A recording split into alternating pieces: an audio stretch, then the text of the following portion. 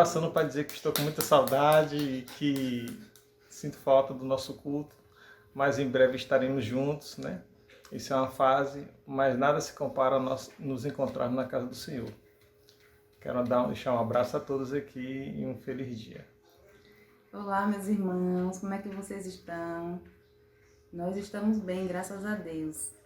Eu tô com muita saudade de vocês, de todos vocês. Tô com saudade de abraçar, de dar um beijo, um aperto de mão, né? Como essas coisas fazem falta, né? A gente só dá valor quando a gente não tem. E eu quero dizer que eu tô doidinha para que tudo isso passe. A gente vai passar em nome de Jesus, para chegar na igreja, na casa do Senhor, louvarmos a Ele, agradecer porque estamos bem e abraçar cada um de vocês, viu? Gosto muito de vocês, amo vocês, vocês são a nossa família. E um beijo para todos no coração e Deus abençoe vocês. Amém! Olá, meus irmãos, estamos aqui para dizer o quanto estamos sentindo falta da nossa igreja. Eu, em especial, da recepção, de receber as pessoas, de abraçá-las. Mas esperamos em Jesus que essa crise passe logo e que logo possamos estar na nossa igreja adorando o nosso Deus. E você, Miguel, tá sentindo falta de quê? Da igreja e da escolinha. Da escolinha. É? E da Pois é. porta de mamãe. Que o Senhor nos abençoe, que nos guarde e que nós possamos estar logo juntos para a honra e glória do nosso Deus. Olá, queridos irmãos, bom dia. Estou aqui na loja, tempos difíceis, mas até aqui nos ajudou o Senhor. A Marta me pediu para fazer um pequeno vídeo e estou aqui para expressar um pouco da minha saudade de estar louvando a Deus na igreja, na nossa casa de oração. Esse dia mesmo passei em frente aí e me emocionei, né? Porque tenho feito os cultos com o Dani em casa, pela manhã, pela noite, mas não é a mesma coisa. Tenho assistido pela televisão, pela internet, mas não é a mesma coisa. E o que mais tenho sentido falta, eu poderia citar aqui inúmeras coisas, é de abraçar vocês. Então, confiemos no Senhor. Ele é Deus. Tudo vai passar, temos certeza, menos a palavra do Senhor. O Senhor prometeu, Ele é fiel para cumprir. Tudo vai dar certo. Cristo está voltando para nos buscar. Confiante nessa promessa, iremos prosseguir firmes, inabaláveis, porque ouço o passo de um Deus que se aproxima a vir buscar os seus. Que Deus abençoe cada um de vocês, cada um de nós. Muita saudade, viu? Saudade de todos vocês. Tamo junto. Marta, a gente quer dizer que a gente está com muita saudade da igreja, de cantar os louvores e para cantar as músicas para o Papai do Céu. Oi, tia Marta, nós estamos com muita saudade da igreja, de todos os louvores, dos irmãos. A gente está com muita saudade, pedindo a Jesus para que esse momento tão difícil passe logo, para que a gente volte a congregar. E quero pedir oração para que tudo ocorra bem.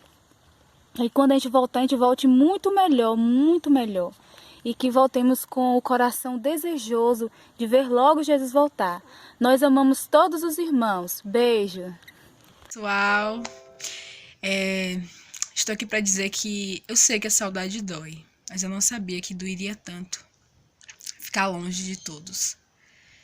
Tá sendo muito difícil para mim. Para quem conhece sabe que eu sou cristã sozinha em casa. Então o peso vem todo para mim, a cobrança e assim de não ter um lugar para se refugiar, para ouvir a palavra de Deus, por mais que seja em casa, nunca é a mesma coisa. Muita saudade dos louvores, das pregações, dos amigos mesmo, dos abraços, dos apertos de mão, da recepção, que é o ministério que eu amo. Não sabia que sentiria tanta saudade, tanta falta, né? E ficaria tão triste quando eu vejo os irmãos na rua, eu falo, gente, tem que acabar com isso logo, eu tô morrendo de saudade, a gente precisa acabar com isso. Deus sabe o desejo sincero do meu coração. E assim, é o meu desejo muito grande de estar novamente com todos, Olá, a Igreja de Deus é uma família que abraça os seus membros, uma família que está sempre unida, em harmonia e em adoração ao nosso Deus. A igreja também não tem paredes, a igreja somos nós, mas o calor humano é fundamental. A Bíblia diz não deixar de congregar, é fundamental estar numa igreja, mas quando a gente não tem ela, e aí, o que a gente faz? Realmente faz muita falta estar no culto, adorando, estar na presença do nosso Deus querido entre as pessoas, mas também é importante estar com a família. Olha, o que eu sinto falta na igreja é justamente estar ali ouvindo um sermão, né, face a face. Hoje a gente acompanha via internet. Eu gosto muito de sermões, de louvores, então a presença numa igreja eu amo muito, e isso faz muita falta. Eu espero em Deus que tudo isso passe, que voltamos logo a adorar o nosso Deus aí entre as paredes também, porque somos a igreja, mas a igreja templo também é fundamental. Que Deus nos abençoe. Olá, querido amigo, querida amiga, meus amados irmãos, é uma alegria, uma satisfação imensa poder compartilhar um pouco da esperança que está em nosso coração através desse vídeo. Espero que você esteja bem, juntamente com a sua família. Espero que você esteja aproveitando esse momento, que é um momento diferente em nossa história, mas que você esteja aproveitando de maneira positiva, que você esteja talvez aí aproveitando um tempo livre para ler um pouco mais, para estar mais com a sua família, para desenvolver um novo hábito, quem sabe, ou para aprender uma habilidade nova. Há muitas coisas que podemos fazer em um momento como esse, de isolamento social. Mas o que eu venho a compartilhar com você nesse momento não é exatamente sobre isso. Eu quero compartilhar algo da Palavra de Deus, mas antes gostaria de contar uma pequena história que eu ouvi há alguns dias. Conta-se que uma viagem de avião, haviam muitas pessoas ali e um garotinho que viajava sozinho.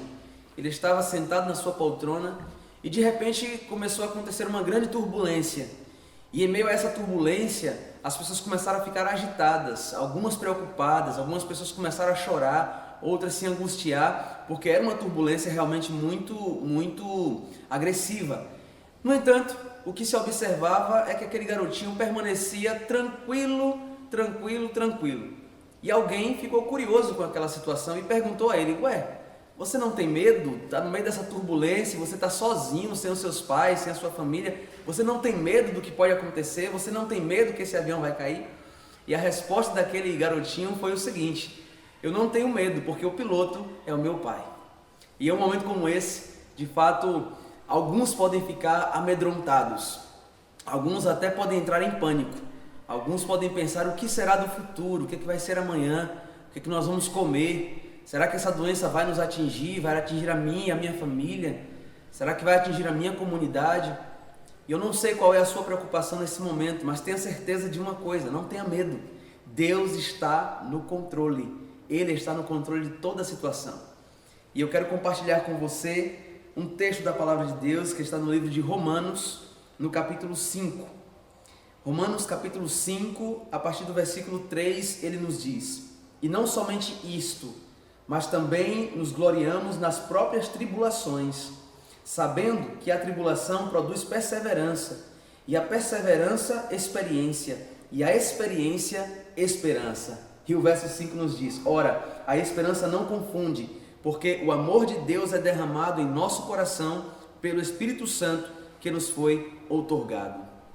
Eu acho muito bonito esse texto, e o apóstolo Paulo, ele começa dizendo que nos gloriamos nas próprias tribulações. Em outras palavras, ele pode dizer também, nos alegramos nas tribulações. E você pode estar se perguntando como estar alegre nas tribulações, por que se alegrar nas tribulações?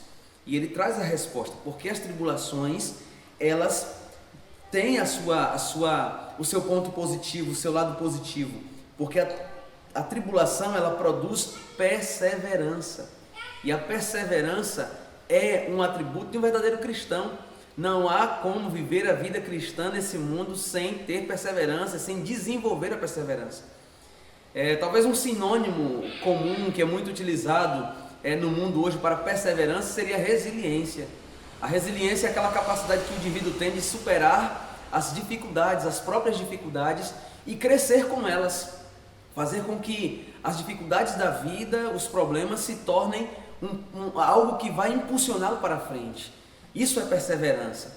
Então, em um momento como esse, pode ser que você esteja vivendo dias atribulados, dias de tribulação, dias angustiosos, dias difíceis, não você apenas, mas toda a nossa sociedade.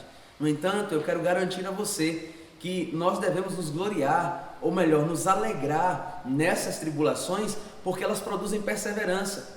E ele continua dizendo que a perseverança, ela também produz algo interessante. A perseverança produz experiência.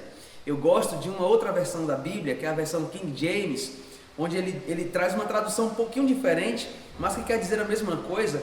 E ele diz que a tribulação produz um caráter aprovado. Olha que interessante. Ele está dizendo a você que para o cristão ter o seu caráter aprovado, é preciso passar por tribulações.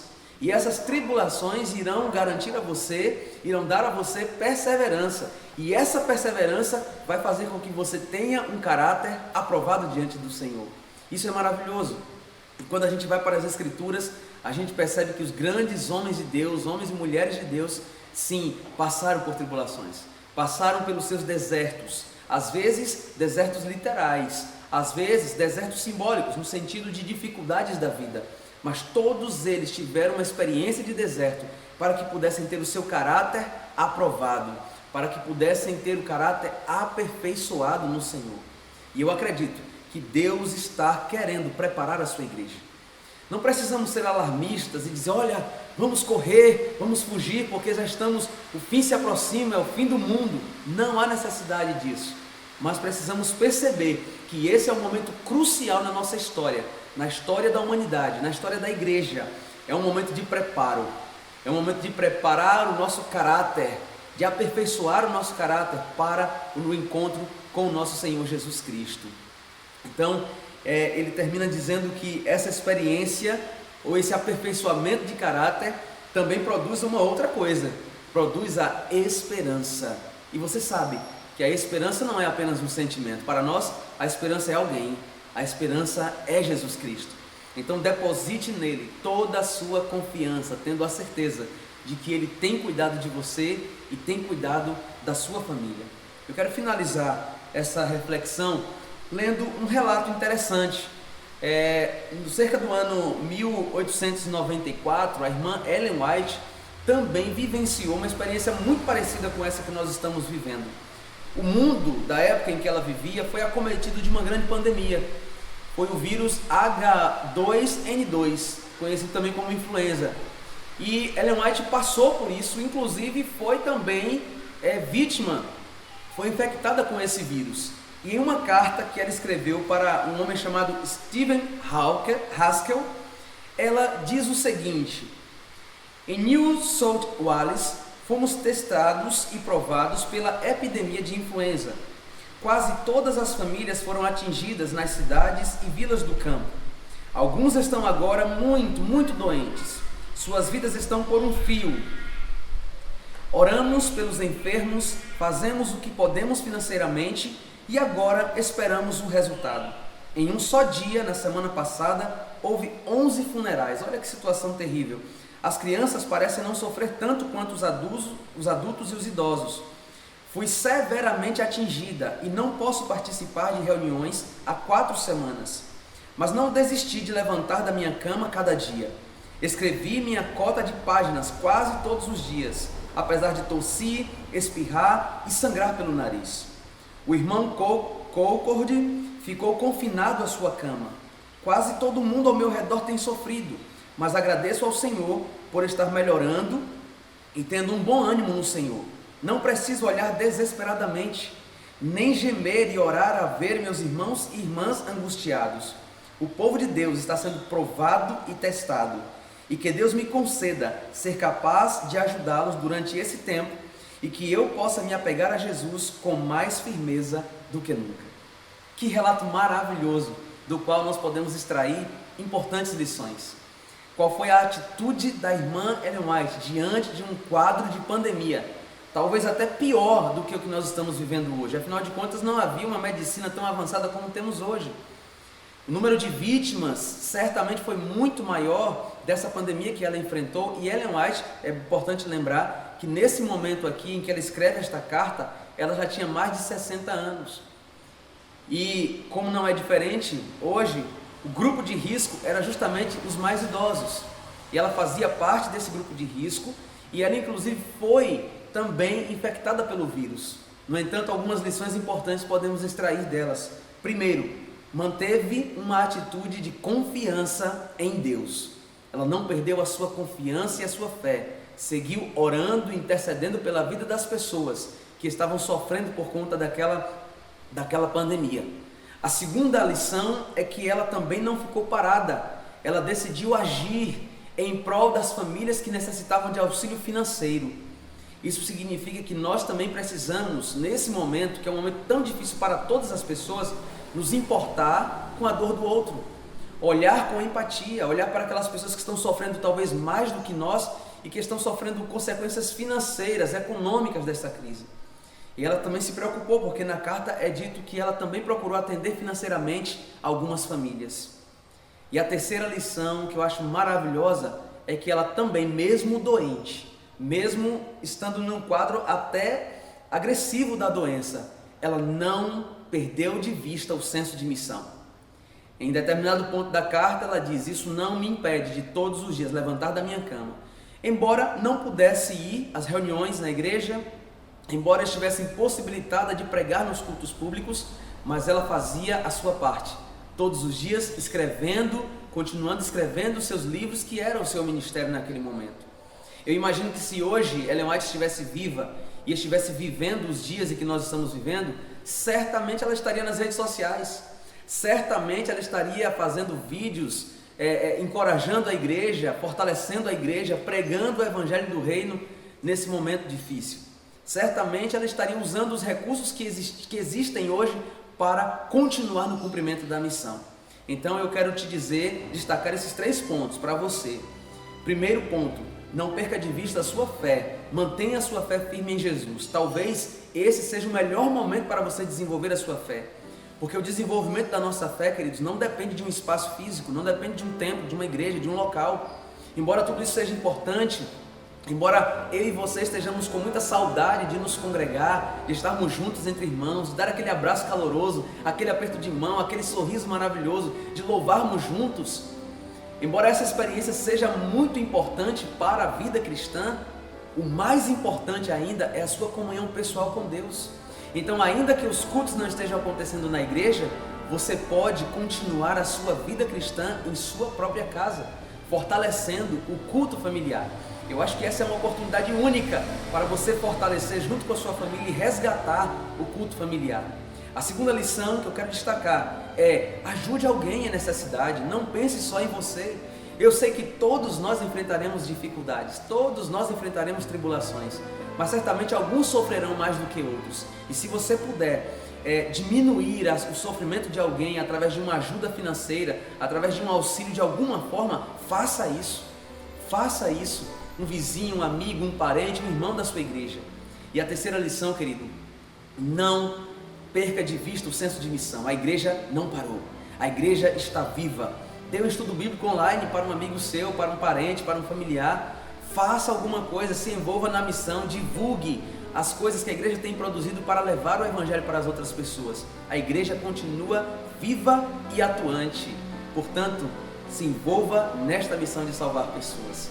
Que Deus nos abençoe e que você viva experiências de crescimento espiritual, porque a Bíblia nos diz que todas as coisas cooperam para o bem daqueles que amam a Deus. Deus abençoe a todos e fiquem todos firmes na fé com Jesus Cristo. Um abraço.